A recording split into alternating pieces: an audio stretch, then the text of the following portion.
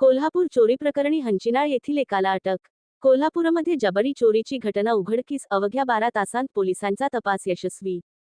कोल्हापुरातील सम्राटनगर परिसरात झालेल्या जबरी चोरीच्या गुन्ह्याचा अवघ्या 12 तासांत छडा लावत स्थानिक गुन्हे अन्वेषण शाखेने 2 चोरट्यांना अटक केली आहे. या प्रकरणी हंचिनाळ, तालुका निपाणी येथील प्रकाश चौगुले आणि यादव नगरमधील अमित शिंदे यांना पोलिसांनी अटक केली आहे. या कारवाईची माहिती आप्पा पोलीस अधीक्षक डॉक्टर बी धीरजकुमार यांनी पत्रकार परिषदेत दिली. अमित शिंदे हा मूळचा चालक असून तो उद्योजक राजीव पाटील यांच्या गाडीवर काम करत होता. कर्जबाजारी झाल्याने त्याने घरातच चोरी करण्याचा कट रचला आणि चिकोडी येथील मित्रासोबत गुन्हा केला. जून 12 रोजी दुपारी 4:15च्या सुमारास दोघेही हेल्मेट घालून दुचाकीवर आले.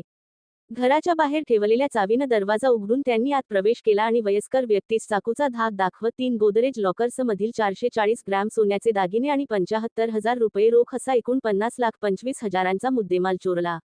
गोकुळ शिरगावमधील पेट्रोल पंपावर दुचाकी सोडून ते चारचाकीतून फरार झाले.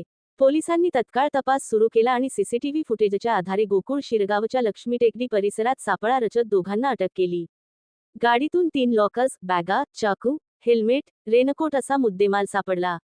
चौकशीत त्यांनी गुन्ह्याची कबुली दिली असून राजारामपुरी पोलीस ठाण्यात गुन्हा दाखल करण्यात आला आहे.